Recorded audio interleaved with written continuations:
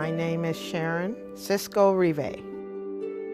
My great-grandfather was taken from the west coast of Africa as a slave, and then he was brought to the U.S., and some of his children were born while they were still slaves.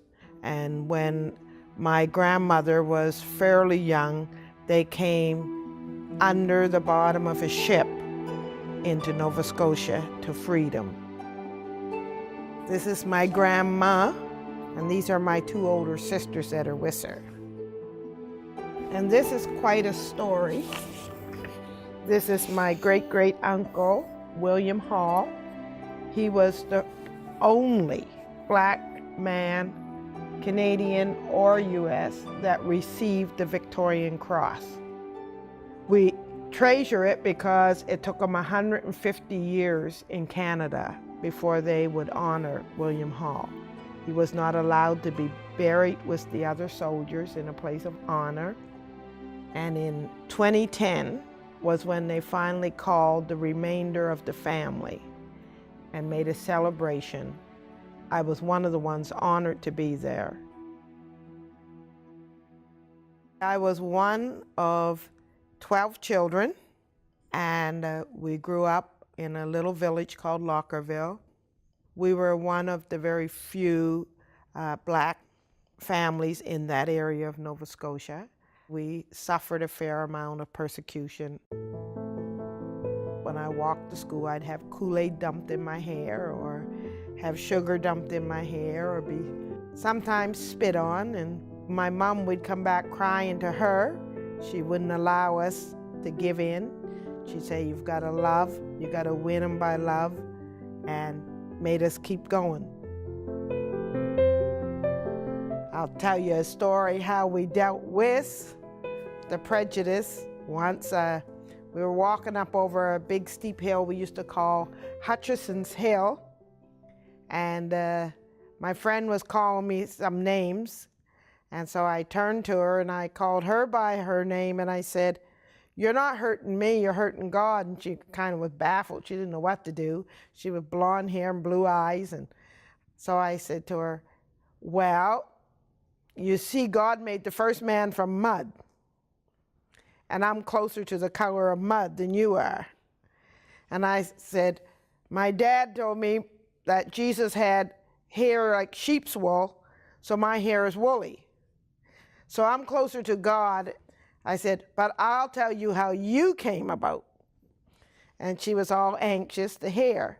So I told her when Adam and Eve sinned in the garden, and then when they heard God's voice calling them, they got so scared they bleached out white. And I think she believed it. And after that, she wanted to be my friend, and to this day, we are best of friends. I came to the Pontiac in 1973 and into this area at the end of 1974 after I got married. I found it very lonely at times, being the only person of color or black in the area. When I was pregnant with Jean-Claude, my first baby, I actually was asked how was he going to look when he was born. Was he going to be white with brown polka dots, or was he going to be brown with white spots? So what I did, I said, what happens when you put quick or cocoa in white milk? You mix it and it blends together. And I said, that's what's going to happen to my baby. Then after he grew up, and he was 15, they thought that Jean-Claude was pretty nice looking. Sometimes I almost had to beat the girls off. Nobody is junk.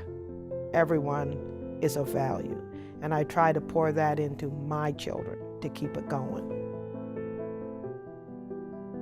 I think I always had a desire to help people. And that was passed down, I think, from my mom.